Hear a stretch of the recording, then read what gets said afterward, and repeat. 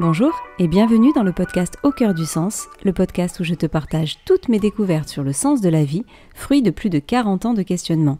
Je suis Audrey, coach professionnel certifié, et j'accompagne les adolescents et les adultes dans la connaissance de soi grâce à des audios d'auto-coaching et des séances de coaching individuel. Et pour cet épisode, je te propose une thématique qui me tient vraiment à cœur, celle du burn-out. Pourquoi est-ce que j'y tiens particulièrement ? Parce que sans mon propre burn-out, je ne serais sans doute pas là où j'en suis aujourd'hui, avec plein de beaux projets, un équilibre retrouvé, un alignement dans ma vie. Mais ça, c'est un peu un spoiler, parce qu'avant d'en arriver à cet équilibre, traverser un burn-out, c'est pas vraiment une expérience amusante, comme tu t'en doutes. On entend souvent ce mot burn-out, mais le truc, c'est comment savoir si on est concerné, ou si on est en train de glisser doucement dans un état de burn-out sans vraiment s'en rendre compte.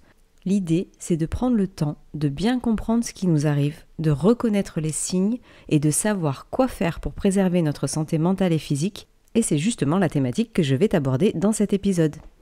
Commençons d'abord par clarifier ce qu'est réellement le burn-out. Quand on parle de burn-out, on pense tout de suite au travail. C'est souvent l'image qui revient. Des personnes complètement épuisées par la pression professionnelle, des journées à rallonge, un rythme impossible à tenir. Mais le burn-out ne se limite pas au monde du travail. C'est un état d'épuisement émotionnel, mental et physique, et cela peut nous affecter tous et dans tous les domaines de notre vie. Prenons l'exemple des parents. S'occuper de sa famille, des enfants, gérer la maison, les emplois du temps. Cela peut aussi conduire à un état d'épuisement total qu'on appelle parfois le burn-out parental. Il y a les étudiants aussi, leur journée remplie de révisions, de projets, la pression des examens, la course aux bonnes notes. Ça peut créer un stress intense et cet épuisement s'installe petit à petit. Cela peut aussi concerner les personnes qui assument plusieurs responsabilités en même temps. La vie de famille, les engagements bénévoles, les soins apportés à un proche. Ça, c'est du burn-out personnel. Tout ça, en fait, ce sont des burn-out. Mais alors, tu vas me dire, comment reconnaître le burn-out ? En fait, c'est plus qu'une simple fatigue. C'est plus qu'un état de fatigue passager. Même si la fatigue en fait partie. Mais c'est un état où, malgré tout le repos qu'on peut s'accorder, on n'arrive jamais vraiment à se ressourcer. On ressent de l'épuisement du matin au soir, comme si toute notre énergie avait disparu. À un certain point, on se sent tellement submergé que même des petites tâches quotidiennes deviennent des montagnes à gravir. On perd pied et cette sensation peut être vraiment désarmante, surtout si on n'arrive pas à identifier d'où elle vient. Personnellement, mon déclic, ça a été un matin. Alors que je me rendais au travail, j'étais pas fatiguée parce que je rentrais de vacances, donc la fatigue physique, je l'avais plus. Mais j'étais lasse. Tu sais, cette lassitude qui te fait dire « j'ai pas envie, j'en peux plus ». Et au moment où j'allais traverser la route, je me suis dit, dans ma tête, je regarde pas avant de traverser, et comme ça, s'il y a une voiture, ça me permettra de ne pas y aller. Et si tu m'écoutes depuis quelque temps, tu sais que j'ai fait des tentatives de suicide dans ma jeunesse, et quand je me suis entendue dire cette phrase, ce n'était pas ok du tout. C'était même grave de penser à ça à cause du travail. Du coup, j'ai fait demi-tour et je suis allée directement chez le médecin. Mon burn-out, il a duré trop longtemps à mon goût. Mais ce que je réalise aujourd'hui, c'est que le burn-out, c'est pas une fatalité. Ce n'est pas quelque chose dont on est condamné à souffrir pour toujours. Avec une prise de conscience, du soutien, on peut s'en sortir. Et avant d'en arriver à l'extrême, comme j'ai pu y arriver moi, il suffit parfois de lever un peu le pied, de revoir nos priorités, de retrouver un équilibre qui nous respecte vraiment. Et aujourd'hui, mon objectif, c'est d'aider ceux qui sont proches du burn-out ou ceux qui, après l'avoir traversé, se sentent encore fragiles. Savoir reconnaître les signes, c'est le premier pas pour prendre soin de soi et éviter de s'enfoncer plus profondément dans cet état d'épuisement. Parmi ces signes, alors je vais t'en citer plusieurs, tu as la perte de motivation. Même, comme je te disais tout à l'heure, les petites tâches deviennent lourdes et tout ce qui avant pouvait t'enthousiasmer n'apporte même plus de plaisir.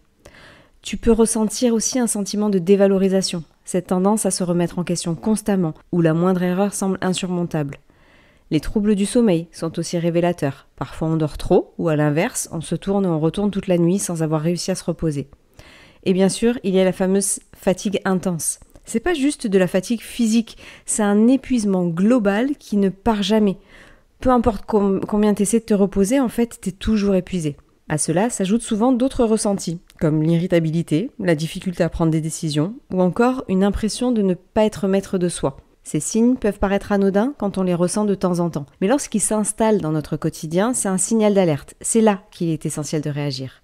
Et la première étape pour réagir face au burn-out, c'est de prendre conscience de ce qui se passe. Parce qu'avant tout, on ne le voit pas forcément venir. Tu sais, tu peux te retrouver dans des situations où tu ignores les premiers signes, où tu vas te dire « Ah, mais ça va, je tiens bon, ah, je supporte un peu plus longtemps ». Tu te dis que tu es capable de gérer, que tu n'as pas vraiment le choix. Mais en faisant ça, tu finis souvent par empirer la situation.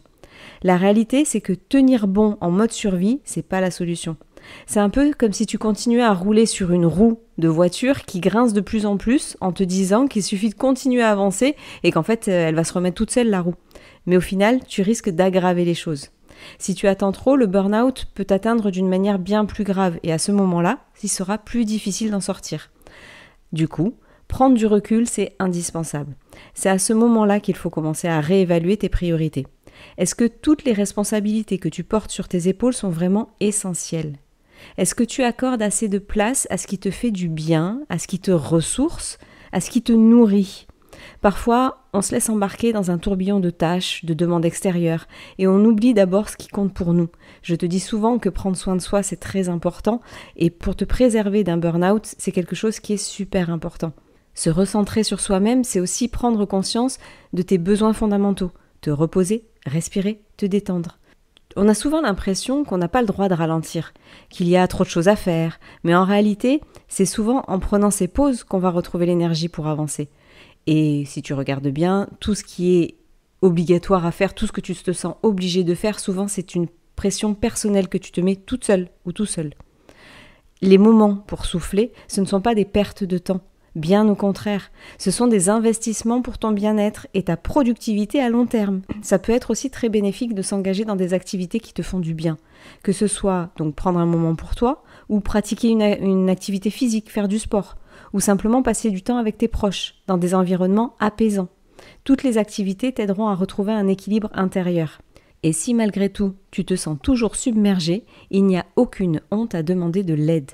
Parfois, il peut être nécessaire de se faire accompagner par un professionnel, que ce soit un thérapeute, un coach. L'accompagnement permet de mieux comprendre ce qui se passe en toi et d'apprendre à gérer tes émotions, ton stress, tes priorités et tout ça de manière plus saine. Prendre soin de toi, c'est aussi accepter que tu as le droit d'être soutenu.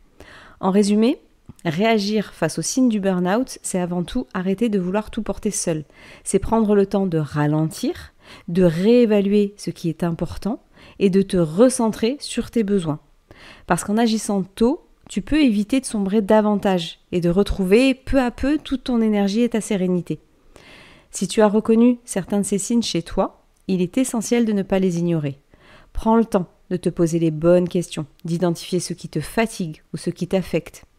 Et du coup, pour t'aider à aller plus loin, j'ai travaillé sur un e-book que je veux t'offrir. Donc merci d'être resté jusqu'à la fin de cet épisode. Cet e-book, c'est un petit cadeau que je veux te faire et qui s'appelle 10 signes du burn-out.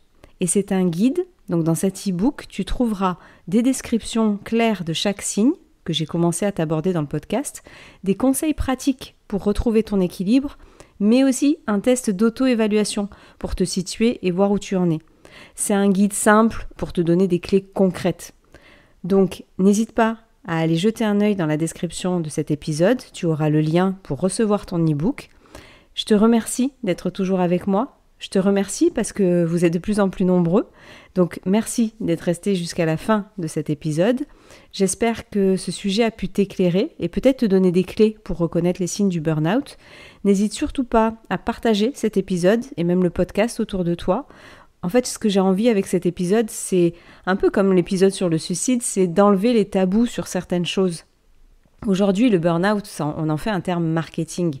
Mais cet épuisement que tu ressens, cette lassitude, t'en as marre, t'en peux plus, t'es super débordé, t'as pas besoin d'aller jusqu'au clash pour t'en sortir. Je te promets qu'il est possible d'éviter un burn-out. Il est possible, en faisant des petits gestes quotidiens, de te préserver.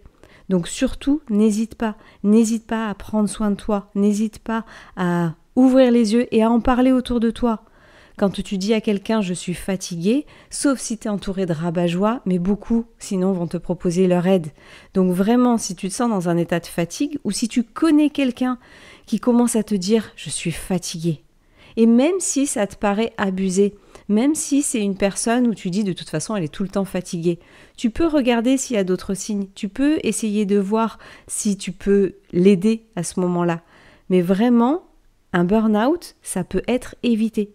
Simplement, c'est toujours pareil, quand je te dis simplement, c'est pas que c'est simple. C'est qu'en fait, il faut petit, un peu, tout le temps, prendre soin de soi. Et vraiment, donc n'hésite pas à partager, il n'y a pas de tabou à être épuisé. On a le droit de dire qu'on est fatigué, qu'on en a marre et qu'on n'en peut plus. On a le droit de dire que ça nous saoule. On a le droit de dire que nos enfants nous épuisent. Voilà, il y a des choses où il faut enlever le tabou, il faut parler normalement. Et le burn-out peut être évité. Donc surtout, n'hésite pas à partager autour de toi. N'hésite pas à mettre un commentaire si tu veux également. Et c'est tout pour aujourd'hui. Donc je te souhaite une bonne journée ou une bonne soirée et je te dis à la semaine prochaine pour un nouvel épisode.